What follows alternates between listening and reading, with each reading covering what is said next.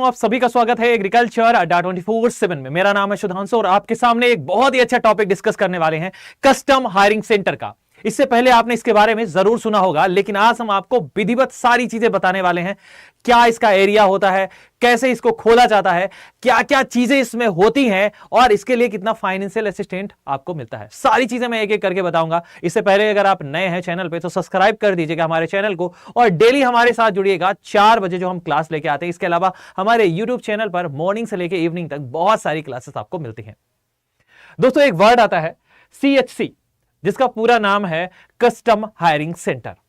Actually कहीं ना कहीं इस वर्ड से ही समझ में आता है कि किसी चीज को हायर करने यानी दोस्त किराए पर लेने के लिए दोस्त इसका निर्माण किया गया है।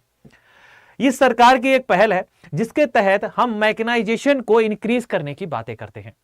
मैकेनाइजेशन जिसे हम लोग हिंदी में बोल सकते हैं मशीनीकरण। हमको पता है जिस तरीके से विश्व के परिप्रेक्ष्य में अगर हम देखें तो इंडिया में कहीं ना कहीं मैकेनाइजेशन कम हो जाता है। मैकेनाइजेशन मतलब मशीनीकरण, मशीनों का प्रयोग। तो सरकार की एक पहल आई कि कहीं ना कहीं अगर लोग मशीन यूज नहीं कर पा रहे, अपने खेतों तक ऊर्जा का दोस्त क्या है एक तरीके से पहुंच नहीं बना पा रहे हैं, तो उसके पीछे मशीनों का कम होना भी एक बहुत बड़ा कारण है। जब आप ग्रीन रेवोल्यूशन जैसे चीजों को देखते हो तो उस परिप्रेक्ष्य में अगर देखें तो दोस्त वहां पर हमारे पास में अच्छे गुणवत्ता के बीज थे, हाई यील्डिंग वेराइटीज थी, पेस्टिसाइड का बहुत अच्छा यूज था और साथ साथ में दोस्त हमारा जो इंसेक्टिसाइड और फर्टिलाइजर का यूज था। लेकिन दोस्त एक चीज और भी थी, वो थी मैकेनाइजेशन का आना यानी मशीनीकरण का दोस्त इंट्रोडक्शन होना। मशीनीकरण जैसे ही हमारे साथ में आती है, दैट मीन मैकेनाइजेशन आती है, तो दोस्त हमारी चीजों को करने की जो दर है, दैट मीन हमारी मशीनों से जो हमारा काम है उसे और आसानी से, शुद्धता के साथ और जल्दी समय में दोस्त हम क्या है उसे कर सकते हैं। इसलिए मशीनों का इंट्रोडक्शन बहुत जरूरी था। एग्रीकल्चर में सबसे एडवांस मशीन का नाम सुनते हो तो दोस्त वो है हमारी कौन सी? वो है हमारा ट्रैक्टर। दोस्तों, आज हम एक एक करके सारी बातें करेंगे, क्यों जरूरी था CHC का आना और इसके पीछे क्या एक और स्कीम भी थी। बिल्कुल, इसके पीछे एक और स्कीम थी जिसका नाम था दोस्त समाम योजना, SMAM स्कीम, जिसका फुल फॉर्म होता है सबमिशन ऑन एग्रीकल्चर मैकेनाइजेशन। और यह मैकेनाइजेशन की स्कीम 2014-15 में दोस्त हमारे यहां पर आती है। इस मिशन का उद्देश्य ही यही था, इसका दोस्त मेन ऑब्जेक्टिव यही था कि दोस्त उन फार्मर्स जिनके पास में मशीनें नहीं है या कह सकते हैं जिनके पास में दोस्त एग्रीकल्चर के इक्विपमेंट नहीं है, उनको टारगेट करना था। बेसिकली आप समझ रहे होंगे हम मार्जिनल फार्मर्स की और स्मॉल फार्मर्स की बात कर रहे हैं, क्योंकि इंडिया में लैंड फ्रेगमेंटेशन और स्मॉल लैंड होल्डिंग एक बहुत बड़ा दोस्त क्या है एक तरीके से कह दे ड्रॉबैक है, जिसके कारण मैकेनाइजेशन जो हमारा मेनली जहां तक आना चाहिए वो वहां तक नहीं पहुंच पाता। भारत का दुर्भाग्य है कि दोस्त इतना ज्यादा लैंड फ्रेगमेंटेशन है और साथ साथ में लैंड होल्डिंग स्मॉल और मार्जिनल फार्मर के हाथ में 80% फार्मर जिस कैटेगरी में आता है उसके पास में लैंड होल्डिंग बहुत कम है और वो फार्मर्स की एक बहुत बड़ी संख्या को दोस्त क्या है बनाता है। 80% हमारे फार्मर्स स्मॉल और मार्जिनल फार्मर्स ही हैं, यानी कि जिनके पास 1 हेक्टेयर से कम लैंड है उन्हें हम मार्जिनल बोलते हैं, जिनके पास 1 हेक्टेयर से 2 हेक्टेयर होती है जिनको हम स्मॉल फार्मर बोलते हैं, जिनके पास 2 हेक्टेयर से 4 हेक्टेयर होती है उसे हम सेमी मीडियम बोलते हैं, और जिसके पास 4 हेक्टेयर से 10 हेक्टेयर होती है जिसे हम मीडियम बोलते हैं, और 10 हेक्टेयर से जिनके पास ज्यादा होती है उन्हें हम लार्ज फार्मर्स की कैटेगरी में रखते हैं। चलिए अब हम बात करते हैं समाम योजना की। 2014 और 15 में आई हुई ये योजना जिसे हम SMAM के नाम से जानते हैं, इसका मेन जो ऑब्जेक्टिव था दोस्त वो था दोस्त क्या, ministry of agriculture and farmers welfare, government of India के द्वारा ये स्कीम लाई गई। और दोस्त मेन ऑब्जेक्टिव था enhancing the reach of farm mechanization, इसकी फार्म मैकेनाइजेशन को इंक्रीज करना मार्जिनल एंड स्मॉल फार्मर्स जो हमारे सीमांत किसान है और छोटे किसान है वहां तक, ताकि पावर की अवेलेबिलिटी जहां जहां पर लो है वहां पर पावर को दोस्त क्या है पहुंचाया जा सके, फार्म पावर को वहां पर इंक्रीज किया जा सके। दोस्तों, जब हम लोग बात करते हैं, ठीक है, मैंने आपको हिंदी और इंग्लिश दोनों में लिखा है, अगर आपको रोक के पढ़ना है तो दोस्त आप स्क्रीनशॉट ले सकते हैं, या तो दोस्त आप क्या करिएगा धीरे धीरे करके एक बार रोक के पढ़ लीजिएगा। चलिए आगे आते हैं। आगे दोस्त क्या इसके मिशन के क्या उद्देश्य हो सकते हैं, एक एक करके ऑब्जेक्टिव को हम डिस्कस करते हैं। सबसे पहला दोस्त जो हमारा ये स्कीम आई थी, ठीक है, इसके बहुत सारे ऑब्जेक्टिव थे। सबसे पहला जो ऑब्जेक्टिव अगर हम डिस्कस करें तो दोस्त ये था कि ये चाहता था conduct the performance testing various form जो हमारी मशीनरीज का, यानी कि दोस्त अलग अलग लोकेशंस पे अलग अलग मशीनरी का दोस्त क्या करना, प्रयोग करना, ठीक है, यानी उनकी टेस्टिंग करना, जिस हिसाब से दोस्त क्या है हमारी मशीनीकरण को दोस्त क्या बढ़ावा दिया जा सके। दूसरा जो था दोस्त उस पे क्या था, promote the farmer mechanisation among the stakeholders, the way of on field and off field दोस्त ट्रेनिंग, इसकी ट्रेनिंग कराना ऑन फील्ड यानी कि दोस्त खेतों में भी सॉरी, और दोस्त ऑफ फील्ड का मतलब है और कहीं पर भी इसकी ट्रेनिंग्स आपकी हो जाए, डेमोन्स्ट्रेशन इसके बहुत सारे हो जाएं, लोगों को दिखाया जाए, उनको दोस्त लुभाया जाए कि कहीं ना कहीं मैकेनाइजेशन की ओर आपका बढ़ना दोस्त क्या कर सकता है, इंडिया को एक अच्छा कदम, एक नए दोस्त राह दे सकता है। दैट मीन प्रोडक्शन को इंक्रीज कर सकते हैं, प्रोडक्टिविटी को हम इंक्रीज कर सकते हैं। तीसरा था दोस्त फाइनेंशियल असिस्टेंट, लोगों को दोस्त वित्तीय सहायता दी जाए, ठीक है, समाम योजना के तहत, ताकि दोस्त वो क्या करें, मशीनों को ज्यादा से ज्यादा खरीदें और अपने फार्म पर दोस्त पावर की अवेलेबिलिटी को बढ़ाएं। और दोस्त इसके अलावा कस्टम हायरिंग सेंटर्स को दोस्त डिफरेंट डिफरेंट लोकेशंस पे क्या किया जाए, एस्टैब्लिश किया जाए एज अकॉर्डिंगली, ताकि दोस्त वहां पर क्या हो पाए, वहां पर फार्म मैकेनाइजेशन इंक्रीज हो पाए, ठीक है। इसके अलावा दोस्त प्रोवाइड करना दोस्त क्या, financial assistant to the farmer, जो हमारे स्मॉल और मार्जिनल फार्मर्स हैं उनको, और साथ साथ में जहां हमारे लो मैकेनाइज्ड रीजन है वहां पर इनको सबको दोस्त क्या करना, दोस्त बढ़ाना, ठीक है। ये मेनली हमारा था, ठीक है। बात करते हैं अगर इंडिया में फार्म मैकेनाइजेशन की, इंडिया में फार्म मैकेनाइजेशन बहुत लो है, ठीक है। अगर आप कभी कहो तो सबसे ज्यादा मैकेनाइज्ड कंट्री कौन सी है, तो सबसे ज्यादा मैकेनाइज्ड कंट्री है हमारी यूएसए। कौन सी है, यूएसए, ठीक है। यूएसए है, ऑस्ट्रेलिया है, इंग्लैंड है, कनाडा है, जर्मनी है, ठीक है। इसके अलावा दोस्त हमारा बहुत सारी ऐसी कंट्रीज है जिनके पास अच्छा खासा मैकेनाइजेशन है, इंडिया बहुत कम है। लेकिन इंडिया में भी अगर कहा जाए सबसे ज्यादा कहां पर दोस्तों, हमारा पंजाब में है, ठीक है, पंजाब में है, पंजाब के बाद हरियाणा में है, ठीक है। इसके अलावा फिर उत्तर प्रदेश में आता है जहां पर हमारा अच्छा खासा मैकेनाइजेशन पाया जाता है। इंडिया में ईयरली बात करें तो दोस्त लगभग 2.5 लाख से ज्यादा ट्रैक्टर्स है, ठीक है। एनुअली हमारा क्या होता है तो दोस्त इतना बिकता है, और वहीं पर 10,000 से ज्यादा पावर टिलर है, और दोस्त 10 लाख से ज्यादा पंपिंग सेट, और 2,000 से ज्यादा क्या है हमारे दोस्त जो पंपिंग सेट है, ठीक है। और जो हमारे कंबाइन हार्वेस्टर है वो दोस्त आपको देखने को मिलते हैं, ठीक है। येट इंडिया के पास में एग्रीकल्चर बहुत पावर बहुत कम है, उसके पीछे रीजन कहीं ना कहीं लैंड फ्रेगमेंटेशन है। इतना सब कुछ होने के बाद भी दोस्त हमें क्या है, हम बहुत कम है, यानी 1.25 के अराउंड में थे जब इस स्कीम को लॉन्च किया गया। फिर इसका एक एम रखा गया कि कहीं ना कहीं हम 2 किलोवाट पर हेक्टेयर इतने फार्म पावर को दोस्त क्या है, हमें एक ऑन एन एवरेज दोस्त क्या है पहुंचाना है। ऑन एन एवरेज की बात करते हो ना, 3 से 4 के बीच दोस्त हमारा पंजाब और हरियाणा क्षेत्र में है, वहीं पर दोस्त बिहार है, झारखंड है, उड़ीसा, इन राज्यों में जब हम बात करते हैं तो दोस्त यहां पर तो 1 किलोवाट प्रति जो है हमारा हेक्टेयर इतना भी नहीं पहुंच पा रहा है। कहीं ना कहीं फार्म जो हमारा मैकेनाइजेशन है वो बहुत कम हो जाता है इस क्षेत्र में। चलिए बात करते हैं थोड़ा सा और आगे दोस्तों, अगर हम बात करें, ठीक है, हिंदी और इंग्लिश दोनों भाषाओं में, ठीक है, क्या क्या चीजें हैं जो आपको फार्म मैकेनाइजेशन से फायदा दे सकती हैं। सबसे पहले मैं दोस्त पॉइंट्स में बात करता हूं। एक तो दोस्त जो हमारा ऑपरेशन का टाइम है वो आपका क्या होगा, प्रिसाइज हो जाएगा, आप ऑपरेशन टाइमली कर पाएंगे, ठीक है। दूसरा हमारा प्रिसीजन होगा, उसमें शुद्धता होगी काम करने में थोड़ी सी।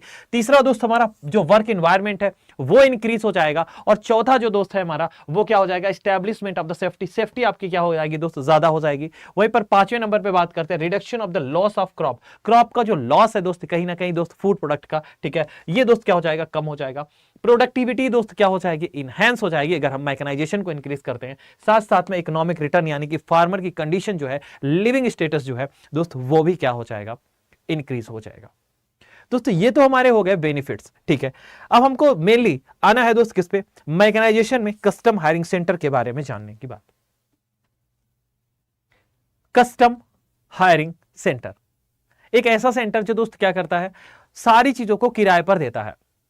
कितने एरिया पे दोस्त, ये लगभग 5 से 7 जो हमारा किलोमीटर के रेडियस पे ये चीजों को वितरित करता है। कौन कौन सी मशीन्स होंगी दोस्त, मेनली बात करो तो यहां पर कॉमन मशीन्स को नॉर्मली रखा जाता है। क्रॉप स्पेसिफिक कोई मशीन नहीं रहती, जो कॉमन मशीन्स है उनको दोस्त अवेल किया जाता है। जैसे हमारा टिलेज इंप्लीमेंट हो गया, ट्रैक्टर हो गया, पावर टिलर हो गया, साथ साथ में हार्वेस्टिंग टूल्स हो गए, आपके स्प्रेयर हो गए, इन सब चीजों को दोस्त रखना क्या है, यहां पर कॉमनली देखा जाता है। अगर हम बात करते हैं दोस्त ये कितना एरिया इसके लिए रिक्वायर होता है, लगभग 500 अगर हम लोग स्क्वायर फीट की बात करें तो लगभग इसके लिए एरिया ठीक होगा, जिसमें आपका जो एक तरीके से कहें कस्टम हायरिंग सेंटर का जो शेड है वो इतने में बन जाएगा। अगर एक बात करें दोस्तों लगभग कितने रुपए आपको लगेंगे इसके लिए, तो दोस्त लगभग जो है 15.5 लाख से 16 लाख रुपए के बीच में दोस्त ये हमारा बन के तैयार हो जाता है। इसके लिए कोई एक ग्रेजुएट है या दोस्त इनोवेटिव फार्मर है, उसको दोस्त इसके लिए फाइनेंशियल असिस्टेंट दिया जाता है कि आप क्या करें, कस्टम हायरिंग सेंटर को खोल सकते हैं। एक एक करके सारी चीजों को अब हम जानते हैं। Custom hiring centre, a solution for the mechanised agriculture. ठीक है, कभी अगर आप सर्च करें अपने गूगल पे भी सीएचसी नियर मी, आपको दोस्त मिल जाएगा कि हमारे आसपास कहां पर सीएचसी यानी कि कस्टम हायरिंग सेंटर है, आपको पता चल जाएगा। दोस्त मैंने आपको बताया भी था 2.02 किलोवाट प्रति जो हमारा हेक्टेयर है दोस्त, फार्म पावर अवेलेबिलिटी 2022 तक दोस्त क्या है, लगभग हमारी हो गई है। ठीक है, 4 किलोवाट प्रति हेक्टेयर दोस्त हमारा टारगेटेड फार्म अवेलेबिलिटी है जो 2023 तक हमें अचीव करनी है। इसके लिए दोस्त आप देखोगे highest number of custom hiring centres बनाए जा रहे हैं। सबसे ज्यादा कस्टम हायरिंग सेंटर दोस्त हमारे पंजाब में है। ठीक है, अगर हम सबसे कम की बात करें दोस्त मेघालय में है। ठीक है, सबसे कम कस्टम हायरिंग सेंटर पंजाब के बाद में हरियाणा, हरियाणा के बाद में उत्तर प्रदेश, जहां पर कस्टम हायरिंग सेंटर की संख्या क्या है देखने को मिलती है। इसके ऑब्जेक्टिव दोस्त हम देखें तो दोस्त मेनली अवेलेबल जो है वेरियस फार्म मशीनरीज, जो बहुत सारे फार्म मशीनरीज हैं और इक्विपमेंट्स हैं to the small and marginal farmers, जो स्मॉल और मार्जिनल फार्मर्स इनको दोस्त किराए पर देना, जो हमारी दोस्त क्या इक्विपमेंट है। दूसरा दोस्त इंप्रूव करना मैकेनाइजेशन को, जहां पर लो फार्म पावर है, बहुत कम है, वहां पर दोस्त इसकी अवेलेबिलिटी को बढ़ाना। तीसरा दोस्त हो जाता है एक्सपेंड द मैकेनाइज्ड एक्टिविटी, बहुत सारी मैकेनाइज्ड एक्टिविटी है जब हम देखते हैं क्रॉपिंग सीजन पे। ठीक है, मेनली स्मॉल होल्डिंग्स पे दोस्त उनको क्या करना, थोड़ा सा एक्सपेंड करना। और साथ साथ में custom hiring various agriculture implement for the various farm operations, बहुत सारे फार्म ऑपरेशंस के लिए अलग अलग जो हमारे इक्विपमेंट होते हैं उनको अपील कराना। दोस्त इसका मेन मकसद तो यही है, ये इसके ऑब्जेक्टिव हो जाते हैं। दोस्तों अब हम आगे बढ़ते हैं और आगे जानते हैं इसके बारे में कि सबसे ज्यादा हमारे कस्टम हायरिंग सेंटर कहां पर है। पंजाब में, दूसरे नंबर पे हमारे हरियाणा में। ठीक है, 2345 दोस्त हमारे पंजाब में है, वहीं 2324 हमारे हरियाणा में है। उत्तर प्रदेश तीसरे नंबर पे आता है दोस्त, जिसके पास 1218 है और 1218 ही दोस्त इस समय कहां पर है, एमपी में भी है दोस्त, नियर अबाउट सेम ही है। ठीक है, यूपी और एमपी काफी कस्टम हायरिंग सेंटर्स को दोस्त क्या है, प्रमोट कर रहा है। मैकेनाइजेशन को बढ़ाने की एक बहुत ही अच्छी पहल। ठीक है, अब कुछ हम थोड़े थोड़े से हाइलाइट्स को देखते हैं। ठीक है, मैंने यहां पर सारी चीज दे रखी है, अगर आपको ज्यादा अच्छे से पढ़ना है तो एक बार आप वीडियो को रोक के स्क्रीनशॉट ले सकते हैं।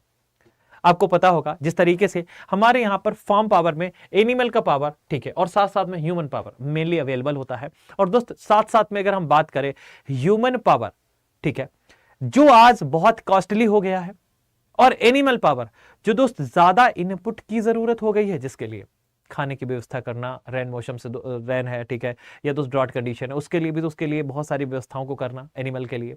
ठीक है, इतना कम उसके लिए एक तरीके से कहें दोस्त, इतनी ज्यादा व्यवस्था के साथ में भी कम पावर आउटपुट, कम आउटपुट मिलना दोस्त एक कहीं ना कहीं दोस्त हमारे लिए क्या है, एक ड्रॉबैक है।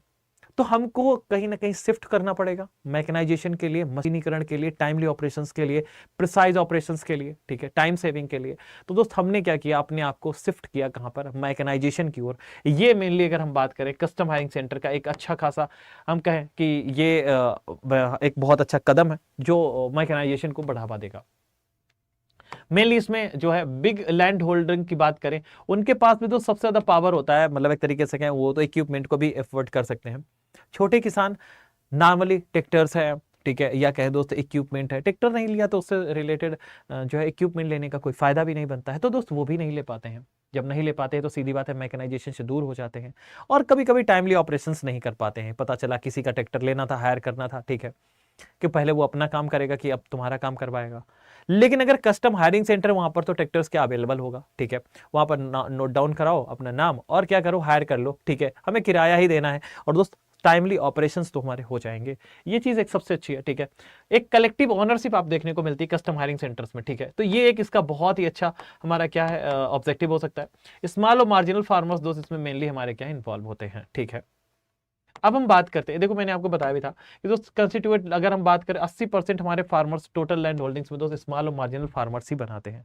तो ये एक छोटा सा दुर्भाग्य भी है। ठीक है, अब थोड़ी सी बात कर लेते हैं, जैसे दोस्त आपने देखा ये, ठीक है, टाइमली ऑपरेशंस के लिए। ठीक है, इसके क्या ऑब्जेक्टिव्स थे, अभी मैंने ऑब्जेक्टिव्स तो आपको पढ़ाए थे, वही सारे ऑब्जेक्टिव्स यहाँ से लिखे हुए हैं। ठीक है, कस्टम हायरिंग सेंटर जो है दोस्त, किस तरीके से ये हमारा लैंड होल्डिंग जो मेनली हमारी बनी हुई है, स्मॉल लैंड होल्डिंग, मार्जिनल और स्मॉल फार्मर्स के पास, उनको कैसे दोस्त हम ये चीज सब प्रोवाइड कर सकते हैं।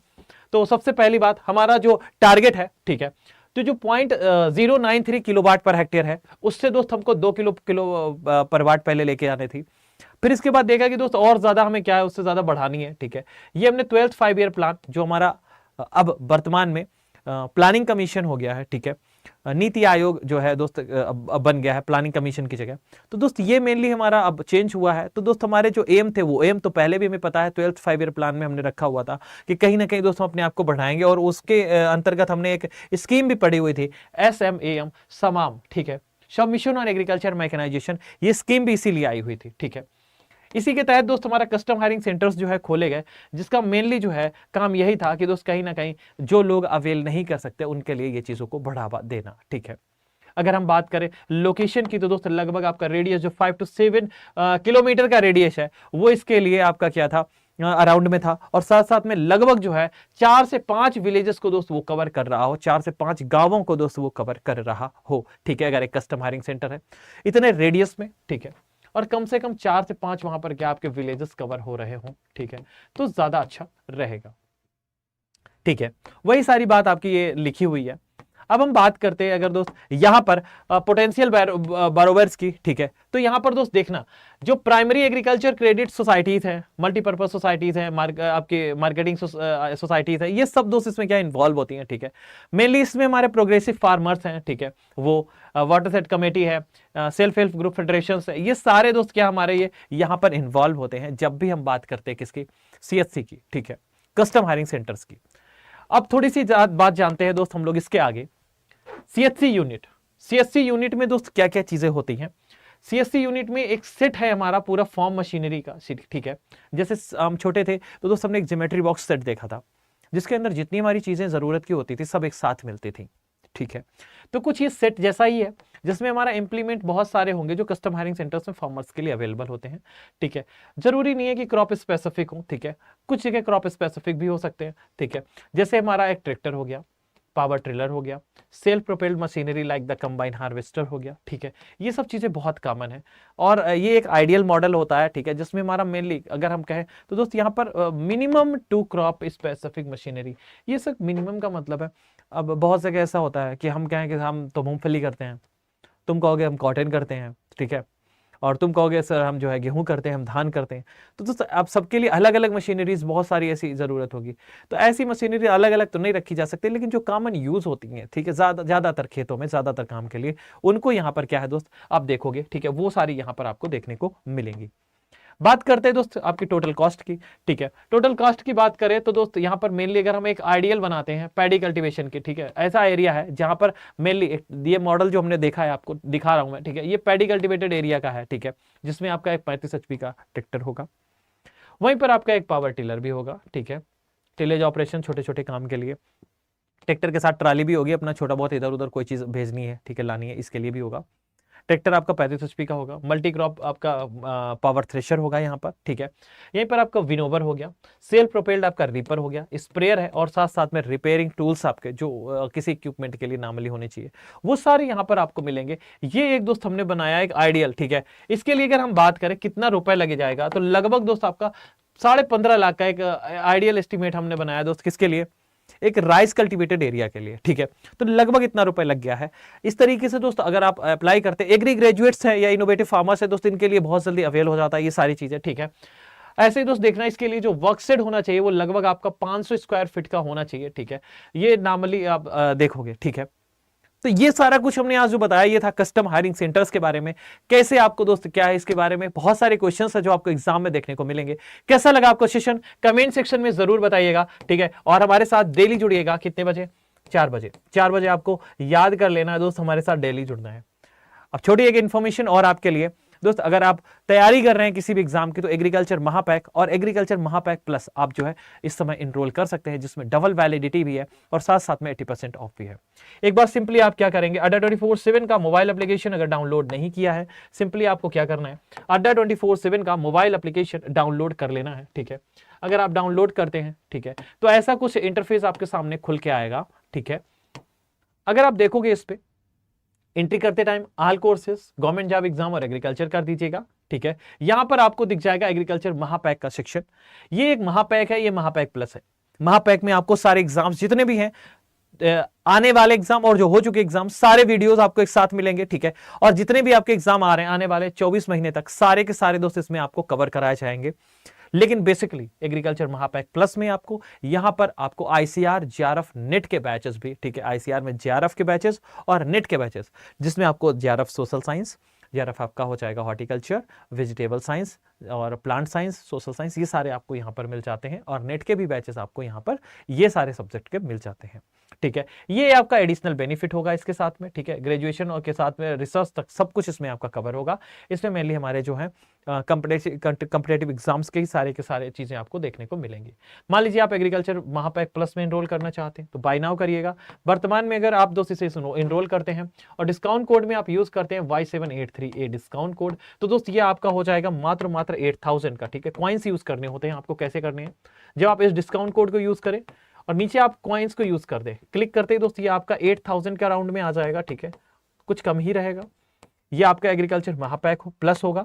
और अगर आप महापैक में एनरोल करना चाहते हैं, ठीक है, तो महापैक जो है ये आपको सेम, आप जब इसे एनरोल करेंगे डिस्काउंट कोड पे आप डालिएगा Y783A और कॉइन्स यूज करिए दोस्त, ये आपका 6080 रुपीज में हो जाएगा, ठीक है। और इसके अलावा दोस्त अगर आप चाहते हैं छोटे छोटे किसी भी एग्जाम में एनरोल करना तो दोस्त आप कर सकते हो सिंपली, यानी कि दोस्त सिंगल एग्जाम में भी एनरोल कर सकते हैं। मान लीजिए बिहार एग्रीकल्चर कोऑर्डिनेटर, तो दोस्त ये बैच आपको जो है मात्र 1650 रुपए में मिलता है। बायलिंगुअल बैच है, प्रॉपर तैयारी आपको हो जाएगी, ठीक है। Y783A डिस्काउंट कोड को यूज करना है। बाकी कोई इंफॉर्मेशन आपको चाहिए कमेंट सेक्शन में आप डाल सकते हैं। कैसा लगा वीडियो कमेंट सेक्शन में जरूर बताएं। Radhe Radhe, thank you to all, अपना ख्याल रखिएगा, पढ़ाई करते रहिए।